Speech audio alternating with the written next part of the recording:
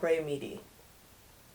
The afternoon of a love affair, that time between two lovers when the glitter of being in love is dulled and erodes into routine. The time that comes when you realize that you are used to each other, when it seems that there are no new erotic nuances you can discover and share, when both of you are most vulnerable to a stranger with a promise of new adventures, that time which the wise prepare for and the inexperienced are shocked by. You have perhaps vowed eternal love. It is unimaginable that you can ever get enough of one another. Or if you have started the relationship less romantically, more rationally, you will love each other until you love each other no longer, and then behave in a civilized fashion about it. Rationality, however, seldom affects the conditions of being in love, loving or lusting. It is, therefore, particularly important to be aware from the beginning that the afternoon of love will inevitably happen, but that you will have a choice, in this as in all other matters of love, about what you will do with it. There are seldom any external supports, such as heterosexuals have, for a lesbian relationship, other than those individual couples make for themselves. The essential factor that makes the difference between suffering and avoiding pain is awareness of choice. The knowledge that you can control the events of your love life and not be overwhelmed. Awareness, too, that love between women can take many forms and reach many dimensions. You have reached the afternoon when you are doing the same thing in bed every time you make love together. When you always make love at the same time of the day or night, or out of boredom, you are not making love at all. You have reached the afternoon when, with her fingers inside of you, you are mentally balancing your checkbook. You have reached the afternoon when it doesn't matter to you how long she will be gone because you are certain she'll come back eventually. You have reached the afternoon when there is no longer any surprise, tension, or expectation of newness in your relationship. When this happens, and it will, you can choose among the following. Give up sex, or use it only for physical relief. Continue to be with each other as security against loneliness.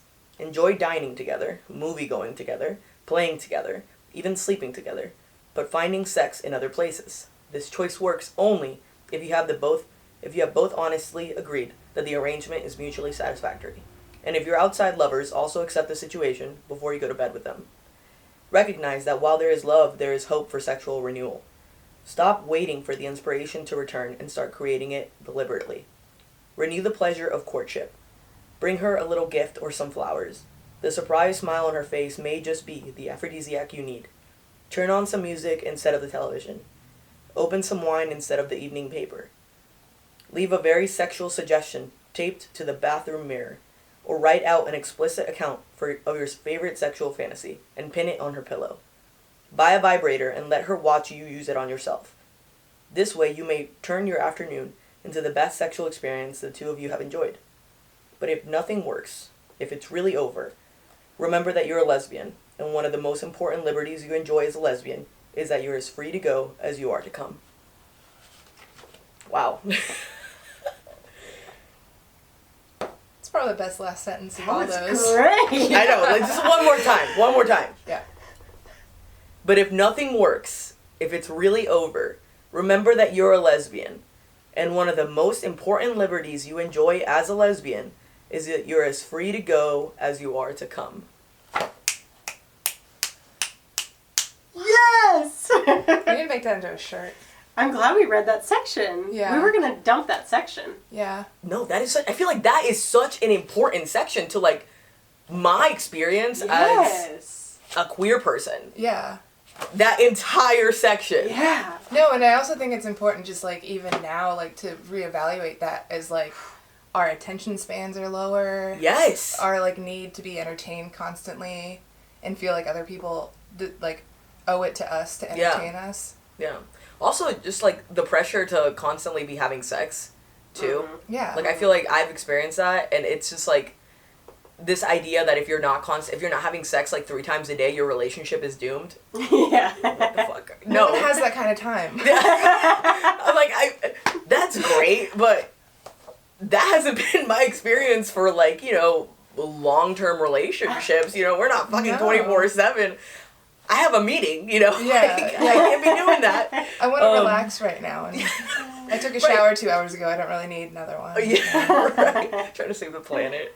No, it's just, I think that is so real right there. Uh-huh. I do love the idea. I wonder why it's like, and I obviously have no context for the author, but I wonder why it's like an afternoon. Maybe thing. like Is that with the dawn, right? Like maybe the Yeah. sun It's is not coming the down. beginning, but it's also doesn't have to be the end. yeah, like afternoons are usually like the quiet time or like Yeah. Somber. It Yeah. feels somber to me. Mhm. That entire section felt very much like It's like a reflective time. it is, Yes. yeah. But the way that when they say it, like instead of just saying afternoon, they say Apres Midi.